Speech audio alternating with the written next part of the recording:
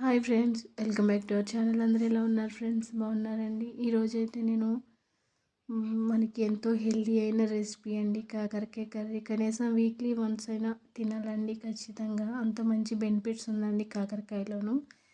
ఇక్కడైతే నేను ఒక 1/2 కిలో కాకరకాయలు అయితే తీసుకున్నానండి. దాని మీద పొట్టంతా తీసేసాను, లోపల గింజ కూడా తీసుకున్నాను.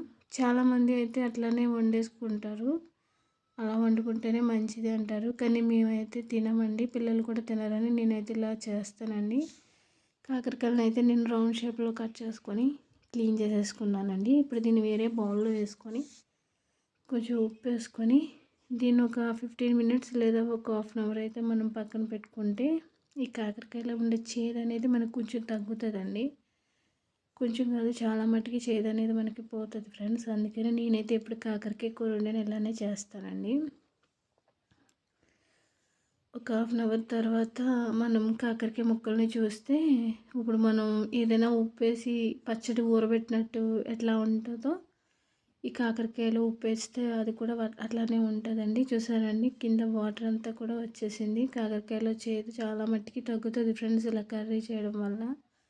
ఇప్పుడు దీన్ని వాటర్ లేకుండా మనం గట్టిగా పిండేసుకుందాం. వాటర్ అంతా కూడా బయటకు వచ్చేసి ముక్కలన్నీ కూడా బాగుండేలాగా నేనైతే అలాగే చేశానండి. ఇప్పుడు వీటిని అయితే నేను డీప్ ఫ్రై చేసి కర్రీ చేస్తానండి. ఇలా కూడా కర్రీ చేసుకోవచ్చండి, కానీ డీప్ ఫ్రై చేసి కర్రీ చేస్తే చిన్నపిల్లలైనా పెద్దవాళ్ళైనా ఇష్టంగా తింటారు కాబట్టి డీప్ ఫ్రై చేసుకుందామండి. నేనైతే వీటిని ఆపడానికి కావాల్సినంత ఆయిల్ తీసుకొని డీప్ ఫ్రై చేస్తానండి. ఇవి కొంచెం గోల్డెన్ బ్రౌన్ కలర్లో వచ్చే వరకు ఫ్రై చేద్దామండి. కొంచెం బాగా ఫ్రై అవ్వాలండి. వీటిని మనం మూత పెట్టేసుకుందాం. చూసారండి, కర్రీకి అయితే ఈ మాత్రం ఫ్రై సరిపోతుందండి. వీటిని అయితే నేను వేరే బౌల్లోకి అయితే తీసేసుకున్నానండి. కర్రీ కోసం అయితే నేను ఇక్కడ ఒక 3 ఉల్లిపాయలు, 3 పచ్చిమిర్చి, ఒక 2 పెద్ద సైజు టమాటాలు, కొంచెం అల్లం వెల్లుల్లి పేస్టు, కొంచెం చింతపండు.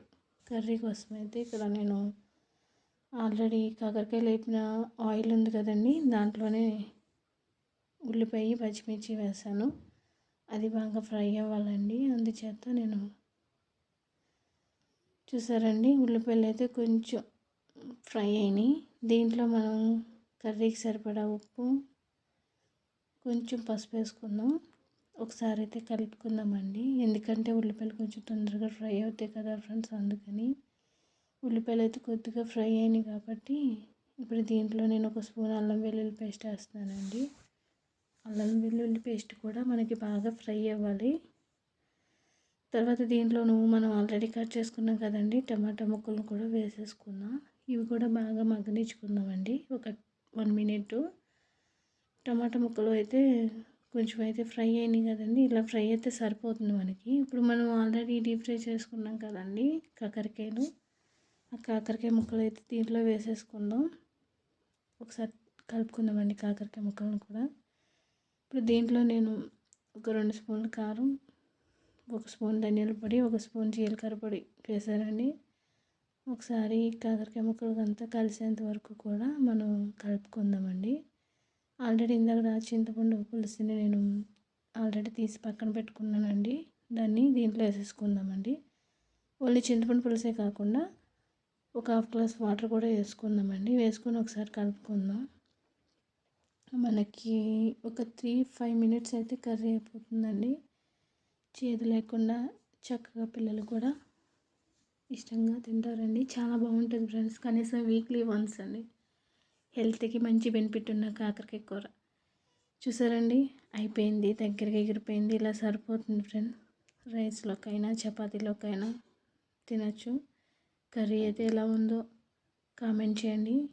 ఒక చిన్న లైక్ చేయండి. మన ఛానల్ సపోర్ట్ చేయండి friends. Okay friends, bye friends.